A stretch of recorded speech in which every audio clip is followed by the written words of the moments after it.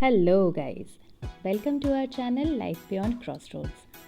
আজ গণেশ চতুর্থী, আজকে একটা ছুটির দিনও। চলুন আজকে কিছু লাড্ডু বানানো যাক। প্রথমে একটা বাউল নিয়ে নেব, আর তাতে নিয়ে নেব 2 কাপ বেসন।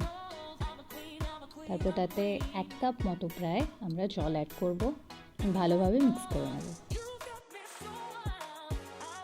এবার তাতে অ্যাড করব অল্প একটু নুন, তারপর ভালোভাবে মিক্স করে নেব।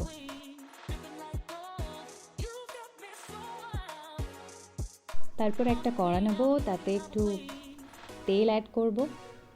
তেলটা ভালোভাবে গরম হয়ে গেলে তাতে আমরা ব্যাটারটা আস্তে আস্তে দিতে স্টার্ট করব। তেলটা একটু পরিমাণ মতো দেবেন, একটু বেশি করে দেবেন। আর আপনারা যদি এখানে চান তাহলে ঘিও ইউজ করতে পারেন। আর আমি এখানে একটা ছালনি নিয়েছি এবং তাতে আস্তে আস্তে বোঁদেগুলোকে বানিয়ে নেব। বোঁদেগুলো হালকা ভাজা হলে সেগুলোকে তুলে রেখে দেবো, একটু ঠান্ডা হতে দেবো। ঠান্ডা হলে বোঁদেগুলোকে ভালোভাবে ক্রাশ করে নেব। খুব বেশিও ক্রাশ হবে না, একটু হালকা ক্রাশ হলেই হবে।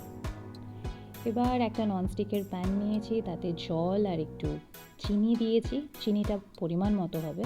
তাতে ওই ক্রাশ করা যে বোঁদেগুলো ছিল সেগুলো দিয়ে ভালোভাবে নাড়িয়ে দেবো। এখানে একটু ঘি অ্যাড করব। ঘিটা আপনি চাইলে বেশি দিতে পারেন, কম দিতে পারেন। আমাদের বাড়িতে সুগারের পেশেন্ট আছে, তাই একটু কমই দিয়েছি। এরপর ড্রাই ফ্রুটসগুলো দেবো, দিয়ে অ্যাড করে নেবো ভালো করে। এবার ঠান্ডা করে নেব, দেন লাড্ডুগুলো বানাবো। একটু হাতে চেপে চেপে লাড্ডুগুলোকে বানাতে হবে, না হলে ফেটে যাওয়ার সম্ভাবনা থাকে খুব।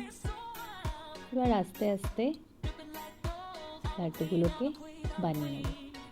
বানিয়ে রেডি করে সাইডে রাখতে থাকবো। এখানে 2 কাপ বেসন থেকে অলমোস্ট আমার 12 থেকে 13টা মতো লাড্ডু হয়েছিল। The laddu এখন ready without any food color. So guys, if you like our video, please hit the like button, comment and subscribe to our channel Life Beyond Crossroads. Thank you.